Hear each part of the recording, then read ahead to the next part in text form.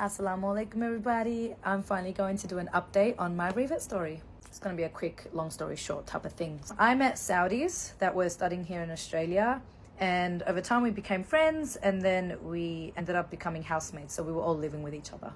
What I loved about them was that they weren't pressuring anything towards me, so they wouldn't be asking me, do you know about Islam or nothing. They respected my boundaries as a person. And then the big change came. So lockdown happened, and then Ramadan had come through. I've always wanted to experience Ramadan, especially back when I used to work at Roxburgh Park McDonald's. I was a manager there for many years, and the only reason why I didn't do it was because there was always nuggets and fries in front of my face that I never had the strength to want to actually fast. And also, I didn't have Muslim friends either, close friends that could help me. And back then, none of the Muslims, they obviously didn't educate me. I didn't ask questions about them. So it was just I didn't have any motivation to it. Roxburgh Park Macca's is a halal store, by the way, so that's why I mentioned that. So I was I want to experience Ramadan.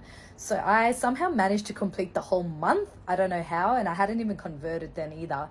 But I had started asking questions. What is Ramadan? What's the purpose? And when they told me it, I fell in love with it. So the fact that we're doing this to experience what the people in need don't have, I thought that was just so purely beautiful.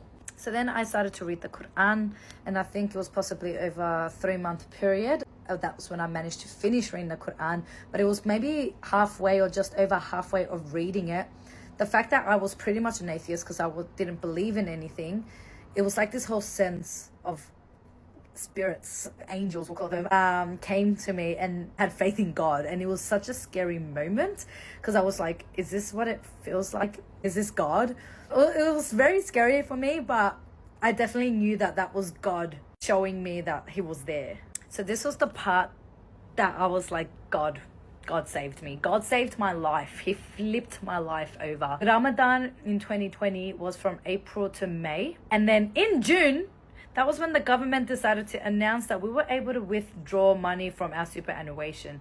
I was in such extreme high level of debt from the age of 18 because I was a stupid young teenager and I was just spending all my money like it was nothing. And then I became broke because of that. I was living off paycheck by paycheck. So then the government decided to announce that we can withdraw money from our super. And I was subhanallah. I didn't say that because I didn't know what that was back then. But thinking of it now, subhanallah, that was God saying, here, I'm going to save you now. You are going to restart your life. And I paid off all my debts. I have never felt so happy in my life. 2020 to me was the worst year of my life because I was in deep depression and just spending my money on all the haram that I could. But it was also the best year of my life. And another moment that made me truly believe that God is real was I found out the information about the last 10 days of Ramadan, how important that is, and that one of those days you'll be rewarded times million. I was broke, but somehow I still kept donating every single day. I was donating $10, $20, sometimes even $50. Even though I was so low on money, I was stuff it. First of all, it was mainly to help the people in need, of course. But just knowing that, I was you know what? Let's just give it, and inshallah I will be rewarded. And you know what? God blessed me. He blessed me and he cleared all my debts. So guys, I cannot exaggerate how much God will save you if you really, really put your trust and faith in him. And that's my conversion story.